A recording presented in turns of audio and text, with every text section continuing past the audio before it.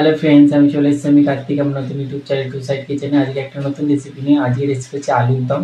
সেটা বানাতে কী উপকরণ লাগে আসুন দেখেন। তার আগে একটা কথা বলে দিই, আমার চ্যানেলে যেসব ভিডিও ছাড়া আছে আপনাদের যদি ভালো লাগে থাকে লাইক কমেন্ট শেয়ার করবেন, বেশি বেশি করে শেয়ার করবেন। আপনি যদি আমার চ্যানেল নতুন হয়ে থাকেন প্লিজ সাবস্ক্রাইব করে দেবেন, নিচে বেল নোটিফিকেশনটা অল করে দেবেন যাতে আমার ভিডিও আপনাদের কাছে আগে পৌঁছে যায়। তাহলে চলুন আলুর দম বানাতে কী উপকরণ লাগে আসুন দেখেন।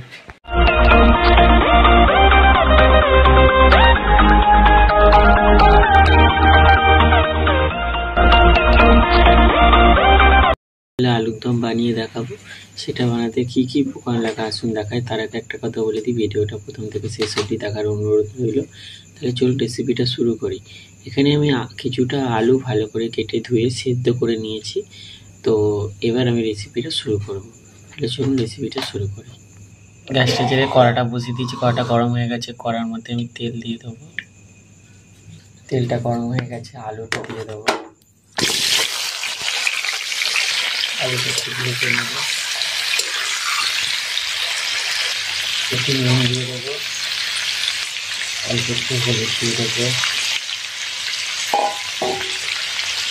ভালো করে ভেজে দেবো।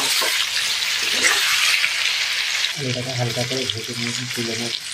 ওই তেলের উপর দিয়ে দেবো দুটো গোটা জিরে, একটা শুকনো লঙ্কা, এবার দিয়ে দেবো টমেটো কুচি, দিয়ে দেবো দুটো কাঁচা লঙ্কা, ভালো করে ভেজে নেব। নুন দিয়ে দেবো, আমি যেটা ভাজা হয়ে গেছে আদা বাটা দিয়ে দেবো, আদাটা ভেজে নেব। আদাটা ভাজা হয়ে গেছে, এর মধ্যে দিয়ে দেবো পোস্ত আর চাল মগজ বাটা। এবার দিয়ে দেবো জিরে গুঁড়ো, দিয়ে দেবো লঙ্কার গুঁড়ো, দিয়ে দেবো হলুদ গুঁড়ো, দিয়ে দেবো ধনে গুঁড়ো। সব উপকরণ দিয়ে ভালো করে কষিয়ে নেব।